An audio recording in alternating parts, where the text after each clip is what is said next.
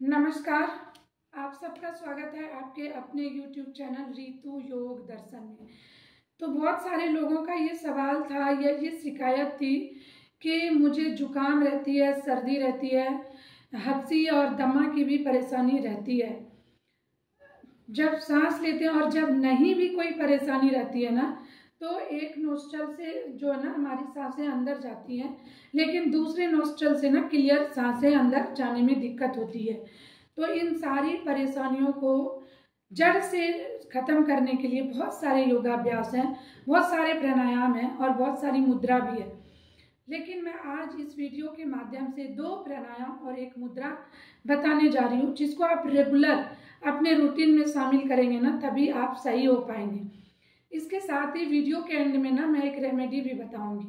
Video को पूरा देखिए और अच्छा लगे तो लोगों तक शेयर करिए, ज़्यादा से ज़्यादा लोगों तक शेयर करिए, लाइक करिए, और जिन्होंने अभी तक चैनल को सब्सक्राइब नहीं किया है ना, वो सब्सक्राइब जरूर करिए प्लीज़। आप लोगों का प्यार सब्सक्राइब के माध्यम से, लाइक के माध्यम से, शेयर के माध्यम से मेरे तक पहुंचता है और एक उत्साह सी बनती है अच्छी जानकारियों को लेकर आप तक आने में।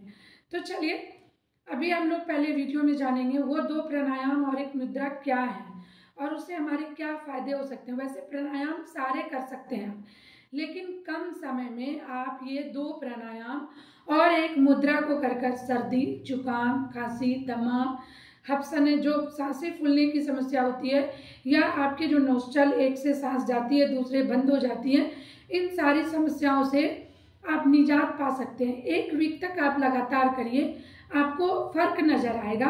फिर कुछ दिनों में आपको थोड़ा अपने आप में लगेगा कि नहीं मैं ठीक हो रहा हूँ, और फिर लगातार 6 मंथ तक जब आप करते हैं ना, तो आपकी ये परेशानियाँ खत्म हो जाएगी।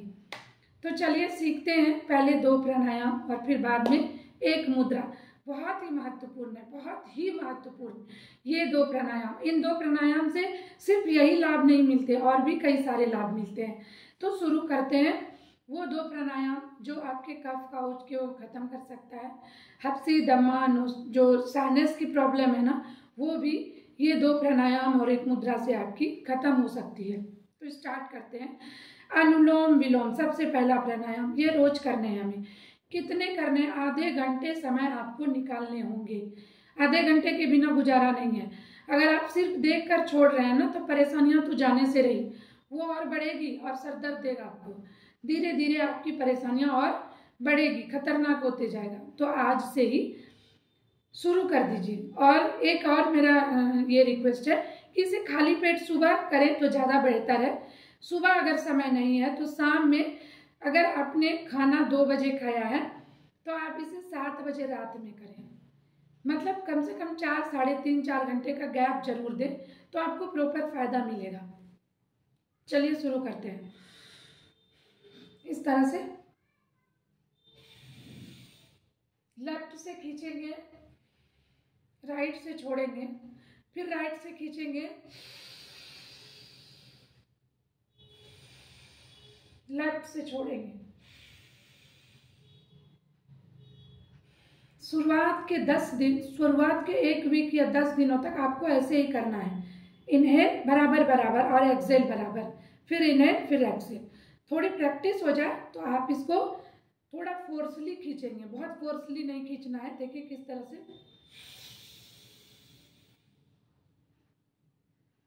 थोड़ा होल्ड करेंगे,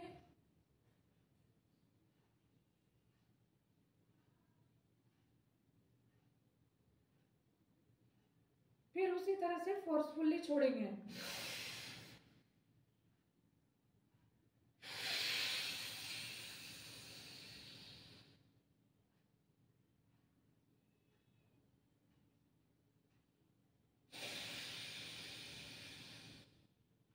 इस तरह से 1 वीक तक नॉर्मली आपको लेफ्ट से लेना है, राइट से छोड़ना है, फिर राइट से लेकर लेफ्ट से छोड़ना है। इस तरह की मुद्रा बनानी है। आपके थंब और आपके रिंग फिंगर इस तरह से यूज होंगे, ठीक है, इस तरह से खोलने और बंद करने में। फिर 1 वीक के बाद आप थोड़ा सा, जैसे आपने 5 सेकेंड लिया, तो ये कोशिश करिए कि हम 10 सेकेंड अंदर रोकें और फिर उसको उसी तरह से 10 सेकेंड में बाहर निकालें।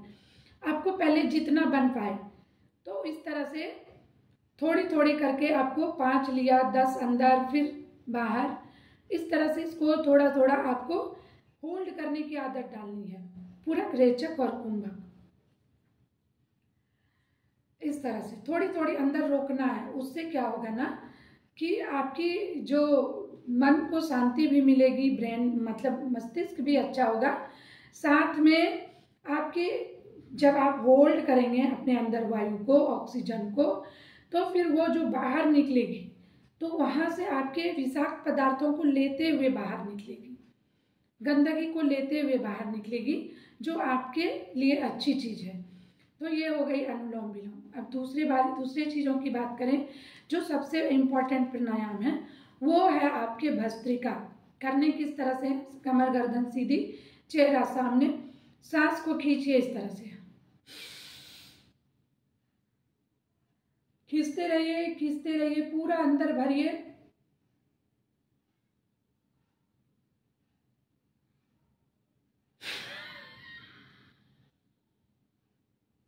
इस तरह से फोर्सफुली छोड़ना है। ठीक है, फिर से देखिए एक बार।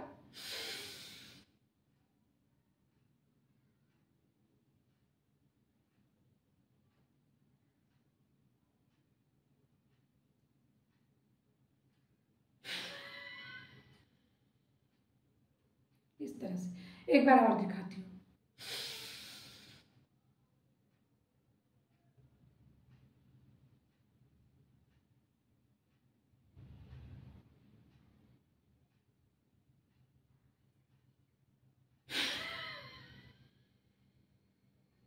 इस तरह से इस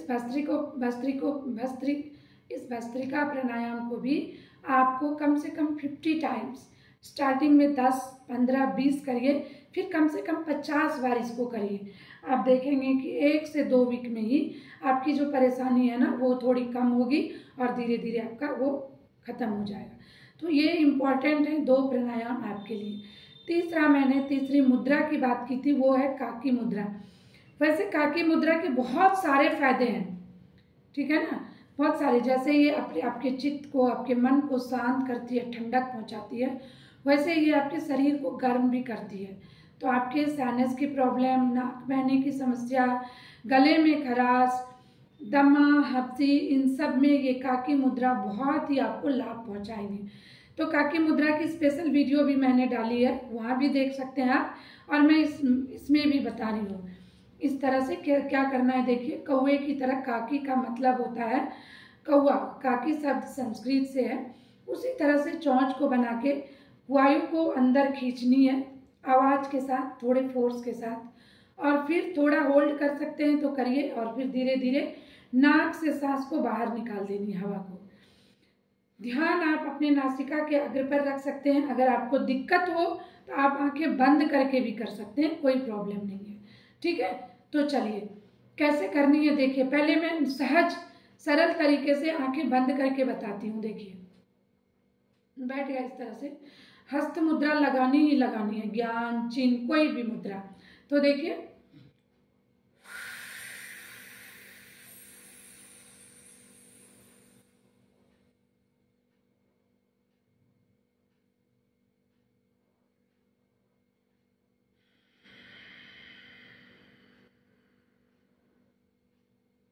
इस तरह से आंख बंद करके भी कर सकते हैं, बिल्कुल सहज सरल तरीके से। एक बार फिर मैं दिखाती हूँ, आई क्लोज कर लीजिए, जो एकदम बिगनर्स हैं।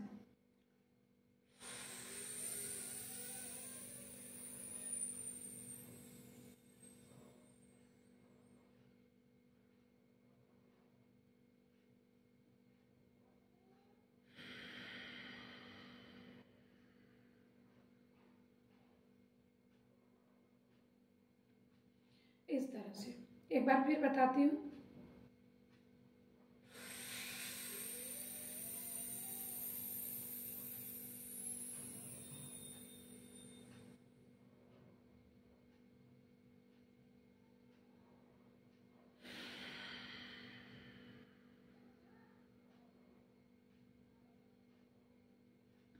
आंख बंद करके खींचिए और नाक से, मुंह से खींचिए, नाक से बाहर छोड़ दीजिए। अब प्रॉपर जो काकी मुद्रा का जो पोजीशन बनता है वो क्या है, देखिए। चेस्ट थोड़ा ओपन, थोड़ा चेहरे को आगे करेंगे, आंख को नासिका के अग्र पर ध्यान को टिकाना है, देखिए इस तरह से।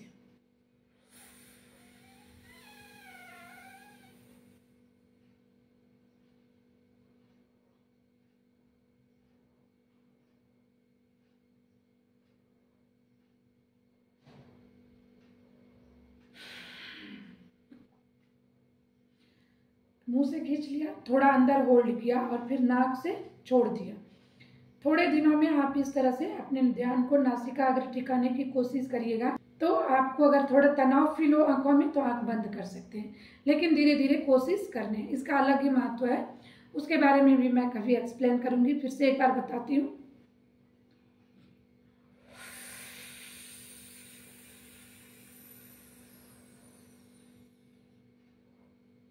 खींचा, अभी अंदर होल्ड कर रही हूँ।